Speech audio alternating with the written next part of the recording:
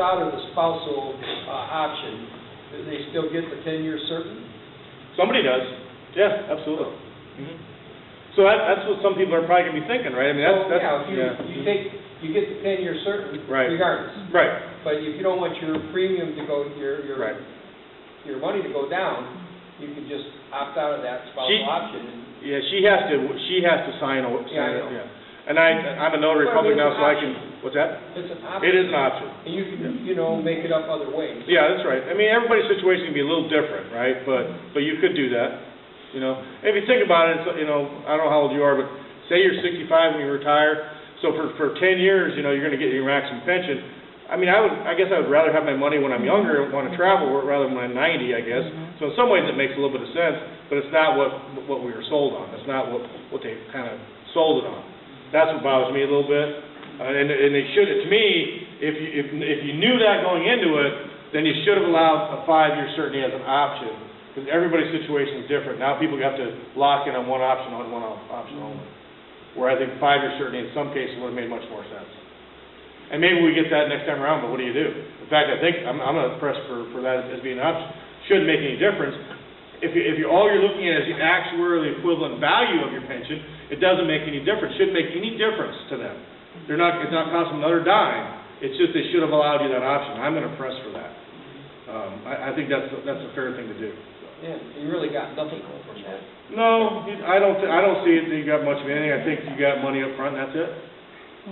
I mean, some people might have benefited from that. I mean, I look at Greg or some of these guys or whatever. Maybe some guys might have benefited from that or whatever, but everybody's situation is a little different, But it's not what we thought it was. I guess that's what I'm trying to get at. So, not very happy about it. Anyways, going forward, the Steelworker Pension Trust Fund, by the end of the contract, that number is wrong. It should be 280, not 285. That's one of the things that have to change tonight. And that 280 an hour would equal, roughly, if you work 2,080 hours, would equal 105. But the reality of that is, we don't work 2,080 hours, so Sean's going to be making probably 130 a year or 140 a year versus my 105. What do you do? But you know what? Sean's going to be taking care of me when I'm 90. So those are the 5 plans. Have not 10 years to the 5. We've already talked about that. I made a duplicate slide just to get my point across there. Another big hit, and I wanted to explain this a little bit too. A lot of people say, well, we really kind of jacked around the retirees, and I agree. This is a big deal. Part of the problem is we had 17 people the company refused to cover under the insurance agreement, which really didn't matter to me a lot because I thought we had a pretty sound case going to arbitration. So when we started talking about this, we said at some point we're going to have to get into the ArcelorMittal Retiree Health Care Agreement for a number of really important reasons. We could have fought this, and we could have probably gotten away with another contract, keeping it maybe not 8/16, maybe 16/32 or whatever. We could have probably gotten away with it for a while. In fact, that's kind of where it was headed. My fear is that the Supreme Court back in 2015 ruled in 2 separate court cases that said unless this book says you have a lifetime insurance guarantee, it's only good from one contract year to the next, and it could expire. If you read our book, and I asked all the attorneys in Pittsburgh what they thought it meant. What ours says is that the parties intend to keep this going forever, and that is probably as weak as the language as you can get. And even in the state of Indiana, at least a dozen companies I know of have lost retiree health care because they canceled it at the expiration of this collective bargaining agreement. Would the company do that? I have no idea. If you look at what they did this time, it's not out of the realm of possibilities they could cancel our retiree health care as things at Calvert get a little rosier. So my concern was not this time or not next time. My concern was, 10 years from now, 4 contracts from now, 6 contracts from now, they could just cancel our retiree health care. You have nothing. So we needed to get into the ArcelorMittal Retiree Health Care Agreement for the sake of our longevity with retiree health care, number 1. Number 2, I think I go into some detail with this. Number 2 is that we were going to be subject to a lot of additional costs that other locals didn't have, and I'll explain that in a minute here. So Medicare is $50 and non-Medicare is $100. Again, when we went down this path to say, yeah, we want to join this, the numbers were 35 and 70, not 50 and 100. So we thought that's very palatable.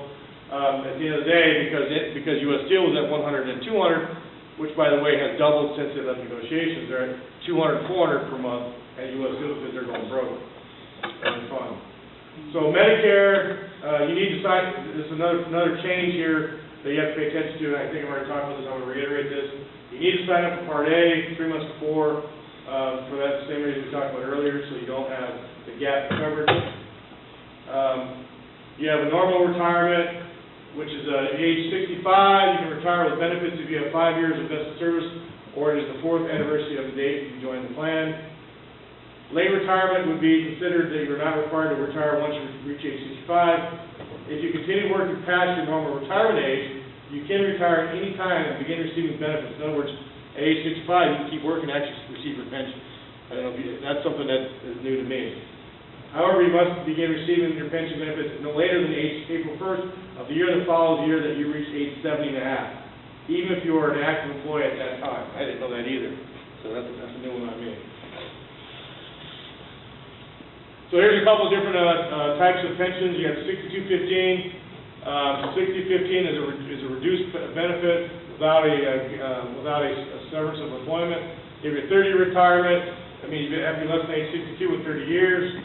Under this option, benefits you would receive before you turn age 62 would be reduced. That's the 6015. I talked a little bit about that. That's on this page, I think. Next page.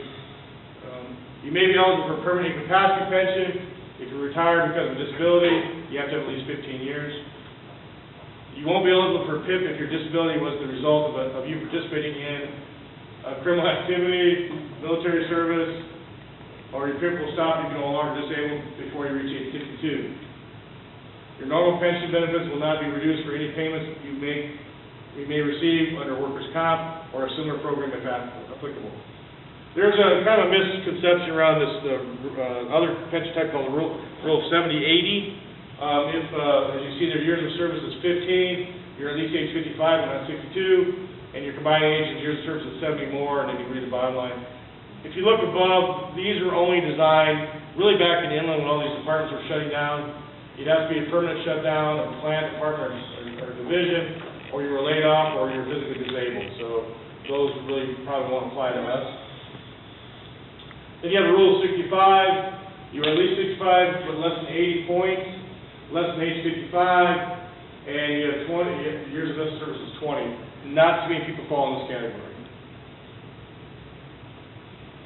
I guess that's it for the pension stuff. I have another pension presentation, but I wanted to not send it out because I saw a lot of errors in that today, so I'd like to clean that up and send it out because some of the stuff is no longer accurate with the tenure certainty. I want to kind of get some of the stuff on the actual equivalent value straightened out, and I want to clean up that part of the presentation, give it to you, and I'm going to send out the Medicare thing, so I'm not going to go over the Medicare stuff.